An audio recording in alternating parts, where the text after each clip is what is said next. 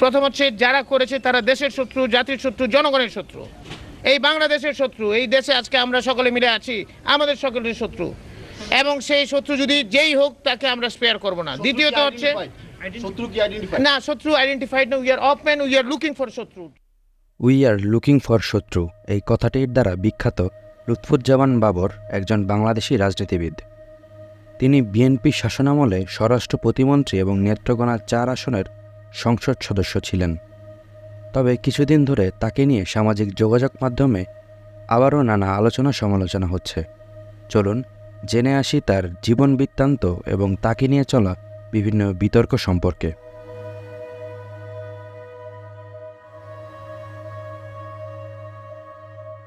তিনি ১০ আগস্ট ১৯৫৮ সালে তৎকালীন পূর্ব পাকিস্তানের নেত্রকোনার মদন পৌরসভায় বাড়ি ভাদেরায় জন্মগ্রহণ করেন।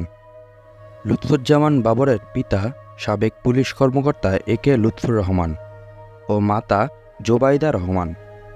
৪ ভাই ও ৩ বোনের মধ্যে বাবর তৃতীয়। তার স্ত্রী তাহমিনা জামান শ্রাবণী ২০১৮ সালের একাদশ জাতীয় সংসদ নির্বাচনে বাংলাদেশ জাতীয়তাবাদী দলের প্রার্থী ছিলেন।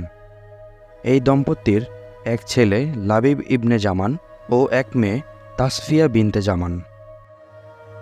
লুৎফুজ্জামান বাবর ১৯৯১ সালের পঞ্চম জাতীয় সংসদ নির্বাচনে স্বতন্ত্র প্রার্থী হিসেবে আনারস প্রতীক নিয়ে নেত্রকোনা ৪ আসন থেকে সংসদ সদস্য নির্বাচিত হন।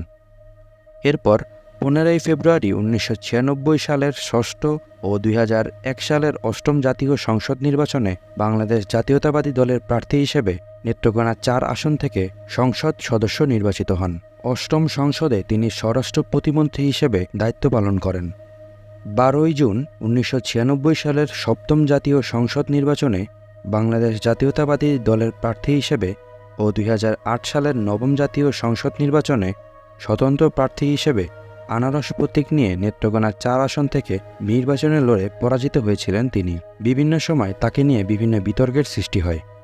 লুৎফুজ্জামান বাবর ১৯৮০ দশকে ঢাকা বিমানবন্দর কেন্দ্রিক ব্যবসা শুরু করেন বলে অভিযোগ শোনা যায়। তিনি ১৮৮০ সালে প্রেসিডেন্ট হুসেইন মোহাম্মদ এরশাদের মেয়াদ চলাকালীন ক্যাসিও ব্র্যান্ডের ঘড়ি পাচার করতেন বলে অভিযোগ শোনা যায়। তবে তার ঘনিষ্ঠদের দাবি তিনি কখনোই বিমানবন্দর কেন্দ্রিক ব্যবসার সঙ্গে জড়িত ছিলেন না। ২১ আগস্ট ২০০৪ সালের গ্রেনেড মামলায় ১৮ই মার্চ ২০১২ সালে তারেক রহমান ও লুৎফুজ্জামান বাবরসহ নতুন তালিকাভুক্ত ৩০ আসামির নাম যুক্ত করা হয়। ১ অক্টোবর ২০১৮ সালে তাকে মৃত্যুদণ্ড দেয়া হয়। সামাজিক যোগাযোগ মাধ্যমে তাকে নিয়ে একটি ঘটনা শোনা যাচ্ছে, তবে এটির সত্যতা যাচাই সম্ভব হয়নি। সেটি হলো বিএনপি শাসনামলে তিনি যখন স্বরাষ্ট্র প্রতিমন্ত্রী ছিলেন তখন ভারতের ৭টি রাজ্যে গৃহযুদ্ধ চলমান ছিল। ওই ৭টি রাজ্য ভারত থেকে আলাদা হওয়ার চেষ্টা করছিল এবং সে সময় বাবর ওই ৭টি রাজ্যকে নানাভাবে সাহায্য সহযোগিতা করে যাচ্ছিলেন বলে শোনা যায়। এক পর্যায়ে তিনি ১০ ট্রাক অস্ত্র ভারতের ওই সব রাজ্যে পাঠানোর চেষ্টা করেন যাতে ওই রাজ্যের বিদ্রোহীরা যুদ্ধ করতে পারে। ওই ১০ ট্রাক অস্ত্র ওই সময় সব থেকে আধুনিক অস্ত্র দিয়ে ভরপুর ছিল বলে জানা যায়।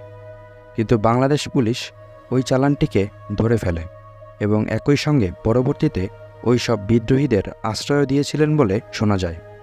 তবে আমি আবারও বলছি, এটির সত্যতা নির্ণয় করা সম্ভব হয়নি। ৩ অক্টোবর ২০১০ সালে ১০ ট্রাক অস্ত্রের চালান মামলায় শ্যান অ্যারেস্ট দেখানো হয় বাবরকে। ওই মামলায়ও তাকে মৃত্যুদণ্ড দেয়া হয়। তিনি এখনও কারাগারে আটক অবস্থায় রয়েছেন। ১১ই আগস্ট ২০২৪-এর তথ্যানুসারে।